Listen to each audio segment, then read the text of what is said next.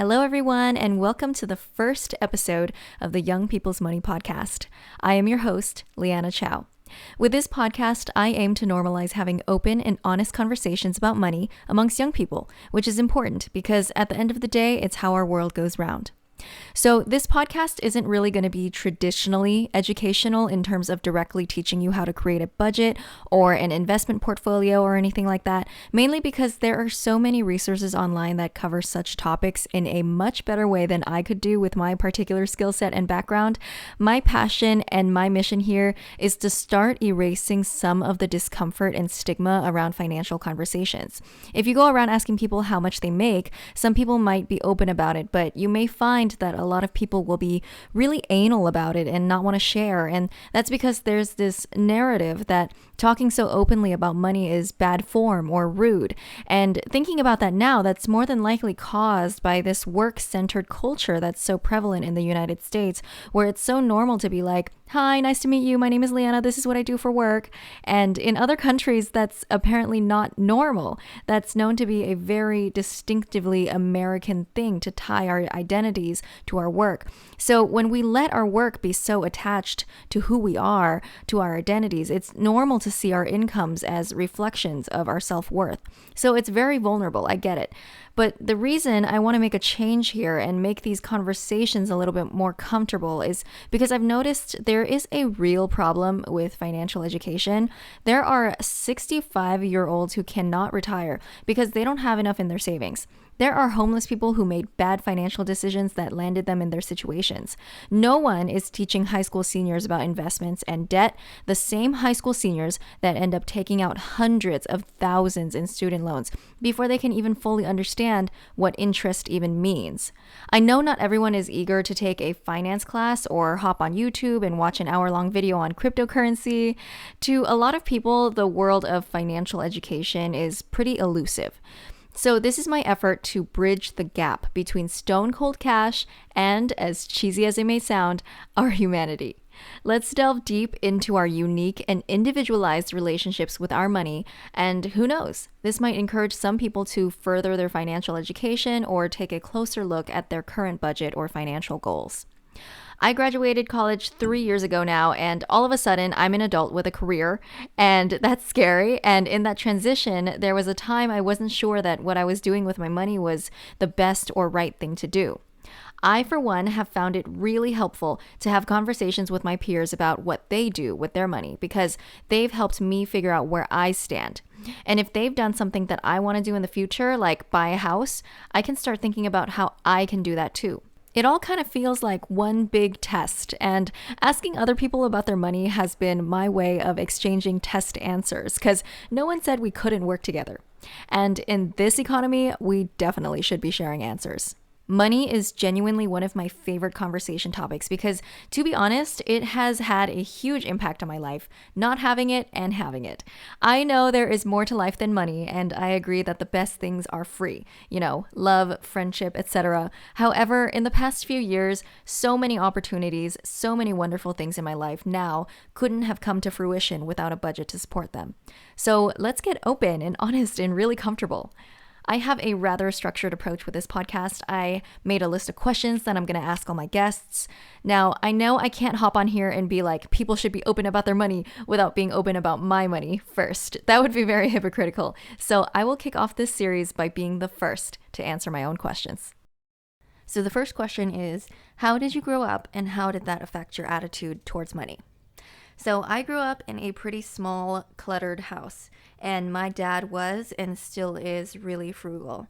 He just wouldn't spend money on anything that wasn't necessary. I mean, bills were paid, but anything extra just didn't exist. So like little to no vacations. Anytime we did go anywhere, we would stay in the cheapest motels. And no eating out except on holidays or birthdays, and seeing my classmates get vacations and live in these huge houses. It was hard for me as a kid. Coming from an immigrant family, I think a lot of my listeners might be able to relate to this. It was really mostly about survival and making sure we had enough for a rainy day. Growing up Asian American, there was a lot of pressure to choose a career path that would make money, and there's still a lot of pressure on me now from my family in terms of what they want me to do with the money that I earn. There have been a lot of suggestions like you should buy a new car, you should buy a new house, you should save up for babies. And I don't want any of those things right now, but of course, nobody's asked me. And it's because of suggestions from my family that I chose engineering as a career path without knowing anything about it or even knowing anything about myself. I mean, I wanted the money, I wanted to be able to afford nice things. Hell, not even that, just to be able to support myself. And for some reason, as a teenager, I really believed that I wouldn't be able to survive if I didn't pick something in STEM. And I just didn't want to live with a scarcity mindset like how I'd grown up. I wanted to be able to buy things I wanted to buy and eat out without feeling guilty for spending. So now I have a lot of anxiety surrounding money and whether or not I have enough of it or will have enough of it if I make any career changes I want to make. The scarcity mindset that I got from my family really fucked me up, I think. I have this fear that if I leave my 9-to-5 job and do something that actually makes me happy, I'll just be broke. And this is something that I've definitely had to talk to my therapist about.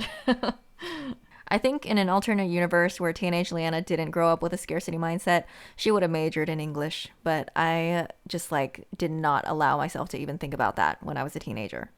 Like joy and fulfillment in your chosen career path, like what even is that? 17-year-old Liana just didn't know what the fuck that was. Question number 2. What is or are your source or sources of income? What lands in your bank account monthly? So I am a full-time engineering project manager and a part-time personal trainer. Pre-tax, my annual salary is $105K as a project manager. That comes down to around $45 an hour. And at the gym, it ranges from $25 to $48 an hour, depending on if I'm sitting in the office or working with a client. Monthly, that comes down to around $6,800. I also make a few $100s from my YouTube channel every year, but that number keeps going down since I stopped posting, which is so sad. Question number 3. How many hours do you work a week? Do you like your job? So 40 at the full time and average 10 hours every week at the gym. So around 50 hours a week. I love being a trainer. Sometimes it's not always fun. Work is work sometimes, but most of the time it really is. I find a lot of my clients energize me. Like sometimes I'll be leaving the gym at 7 p.m. and you would think that I would be really tired after working a 12-hour day. But I usually don't. I usually don't feel drained. I feel happy and energetic. Whereas when I leave my project management job, I feel really drained. I don't like my project management job, if you didn't get that already. But also I do in that it's remote and convenient and doable. And my boss is really fucking great. The best boss I've ever had in my entire life. And in terms of using my degree, I feel like this is sort of the best case scenario. And what I also mean by that is that project management isn't really engineering. If I had to solve for shit, I don't think I could do this. Straight up use engineering equations. I would die. I would just pass away. I couldn't. So yeah, best case scenario type of job. Question number 4. So you get your paycheck. What do? How do you spend your money? What's the breakdown between necessities, leisure, and savings? So rent is $2,400. I live in a 1-bed, 1-bath. That went up with inflation and housing prices. When I first moved in last year, it was a solid $2,200. So they increased it $200. I know, the audacity. My boyfriend Josh has actually recently just started splitting that with me. So I can save a bit more money in that area going forward, which is great. I know it's fucking insane for a 1-bedroom in such a shitty area in the East Bay. Back in college, we paid $2,400 for a 2-bed, 2-bath in La Jolla. And if you don't know where that is kind of West Coast San Diego, West Coast Upper San Diego, and there's a lot of affluent rich white people there who like to retire there or whatever, and so you would think housing would be really expensive, but it kind of wasn't. And that was 2018 to 2020. I guess now it is. Something like that would go for $2,800 at least, and same for up here, I guess. Yeah, California housing prices are not fun right now. They haven't been fun in a very long time. But overall, for necessities like utilities, groceries, gas, insurance, it's been a little over $3K a month, at least when I paid rent all by myself. And the thing is, my expenses aren't even that exorbitant. I drive an old car, I get the cheapest gas, I shop at grocery outlet. But yeah, $3K is crazy because you can't even make that much with a minimum wage job. And I think about that a lot. I think about that very often.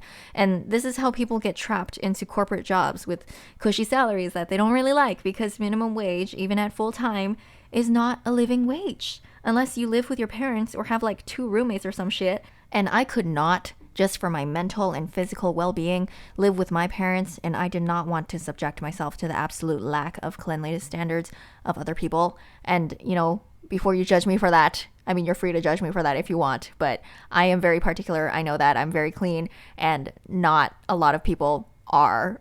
Not a lot of people share that quality with me. And so I just didn't want to subject myself to that, and I didn't want to be a total bitch to some random roommate that I would have, you know, gotten. But yeah, I know I am really lucky to even have had the option to live alone. To be able to afford to live like this. You know, I don't have to like do extreme couponing for my groceries. I can pay all my bills without struggle. But hey, you know, I suffered through 4 years of college studying something insanely boring for something. And that something is this. If anything, this just kind of reinforces that I did have to pick a STEM major to survive in this economy. Because if I had majored in English and was like making $40,000, like this would not be possible. Oh God, that's not good. But yeah, so necessities, that's pretty much 50%. I would say the biggest expense outside of necessities is on my coach. I have an online fitness coach, and I pay him $350 a month. It's an investment for sure, but probably the best decision I made in 2022. You know, fitness is really important to me.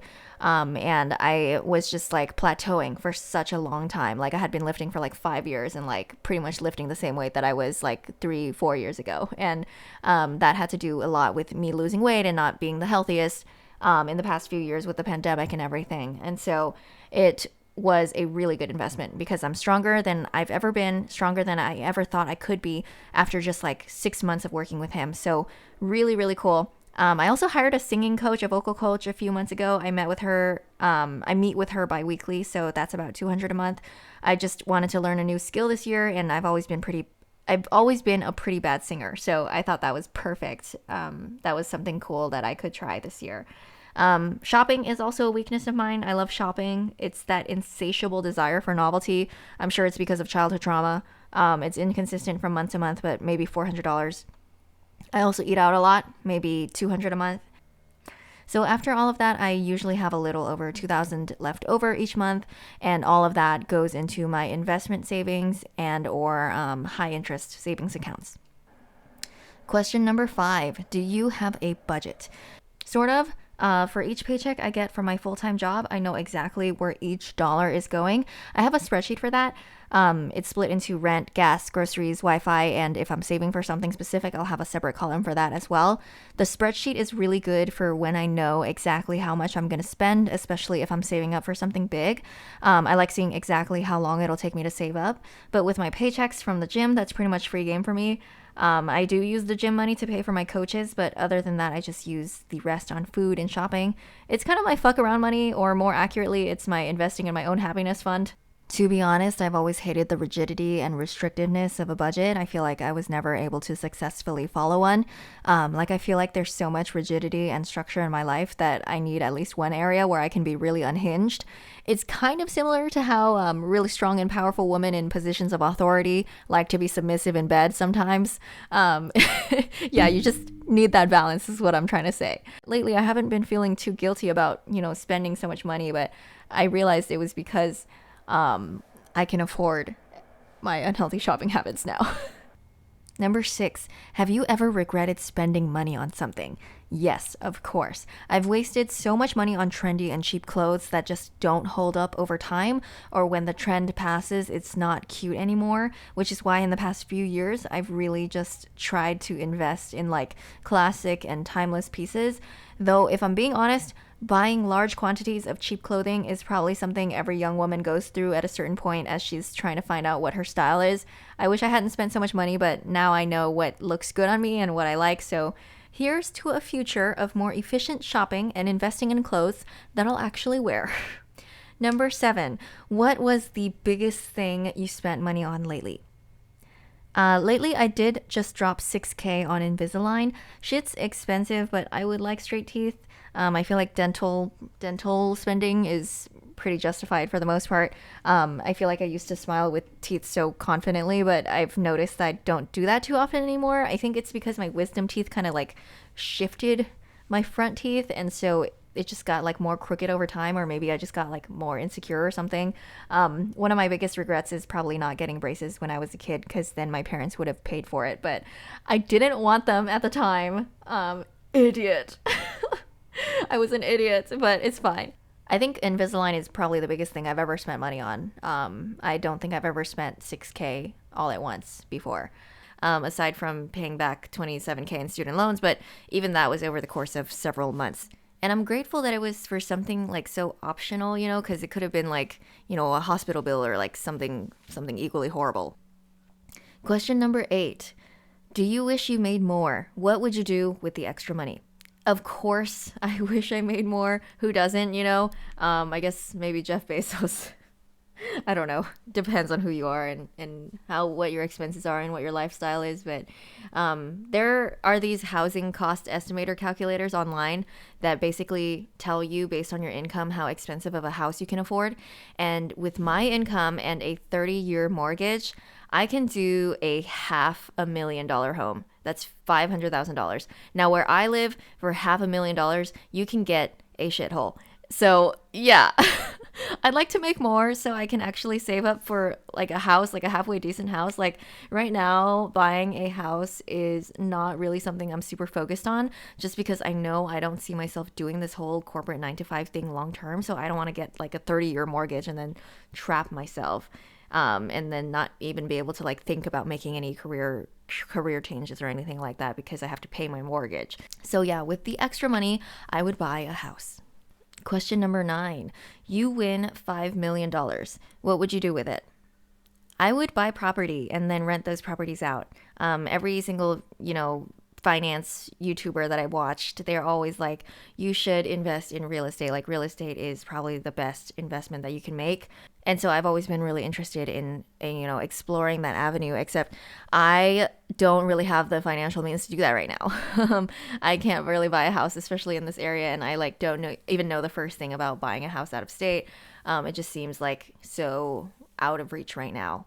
But maybe I shouldn't limit myself by saying that. But I would like to buy property and then rent those properties out. $5 million is a lot of money. I probably have a lot left over. I would quit my job and go be an actor. And then after that, oh gosh, and retire and probably live in a cottage and make art to sell. That would be really nice. Question number 10. What's your next financial goal? So I would like to save up enough money to allow myself to go be an actor. It's been a dream for several years now, and I've talked about this on social media before. And I feel like no one really talks about how hard it is to get into that industry, like just even financially, because there's so much rejection, so little work, and so much competition. So it's expected that you'll be just auditioning and waiting for your big break for a while. And until then, you just have to sit tight. But the bills got to get paid, unless you're living with your parents. Auditions are conducted during the weekday at 95% of the time. So if you have a full-time job, there's just no way you're going to be able to be an actor on the side. So you kind of have to like throw yourself completely into it. So I would like to save up enough money to support myself while I pursue that dream. As for how close in the future that is, undetermined for now. If not acting, I think I could be happy being a trainer and a fine artist. Exercising and making art are two of my favorite things, so it's a solid backup if I can't be an actor. But yeah, my financial focus right now is saving up a whole lot so I can afford some time off and figure that out while also making sure my bills are paid. Question 11. What do you allow yourself to spend a lot of money on? So my fitness, my coach, good nutritious food. I think health is the most important thing in the world to an individual person. Without it, you don't have your life. If you're unhealthy and your body doesn't work right and you have fancy cars and a mansion or whatever, who cares? You're going to die, We all only have one body in this lifetime, so take care of it. I never skimp when it comes to my health and my fitness. And this sort of goes hand in hand with that. I allow myself to spend a lot of money on activewear. Like, I would say that my activewear wardrobe is more expensive than my everyday wardrobe. Like, I would much sooner spend $80 on a pair of leggings than like $80 on a good jacket. Like, I feel like jackets should be in like the $30 to $40 range. And that is because cheap leggings suck ass really fucking bad. Like, I've had Forever 21 leggings, I've had like discount store leggings, and they always have that like horrible thin waistband at the top that just gives you a muffin top no matter how fucking skinny you are.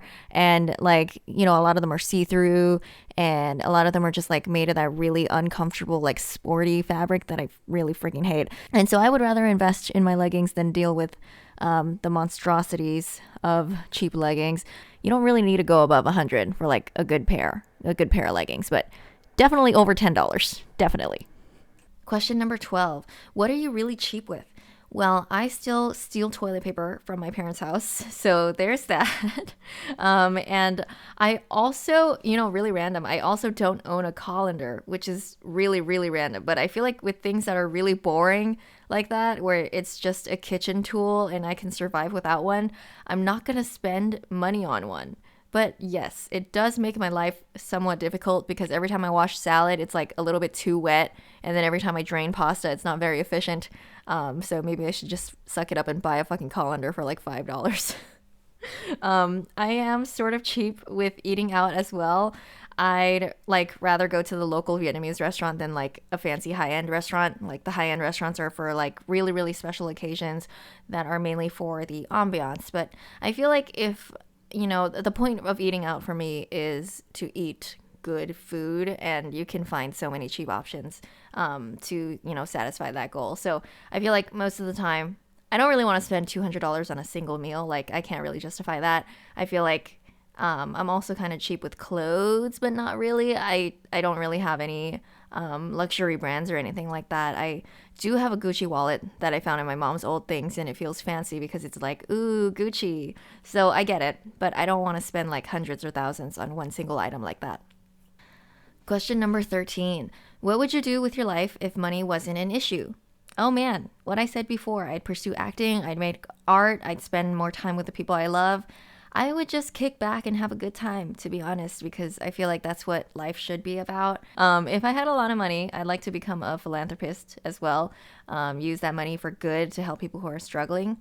At least I'd like to think so, but who knows? Number 14. What do you wish you could tell your younger self about money? I would tell my younger self to start investing as soon as possible, and also that there will be great abundance in her life, because she was really worried about that and becoming homeless. I wish I could just reassure her and tell her everything would turn out okay. So with that, that's the very last question and the end of the very first episode of the Young People's Money podcast. That was me and my finances. Now that I've laid it all out, I am going to ask my guests these very same probing questions, and possibly, but hopefully not, make some people uncomfortable. Be sure to tune in for the next one. Thanks for listening.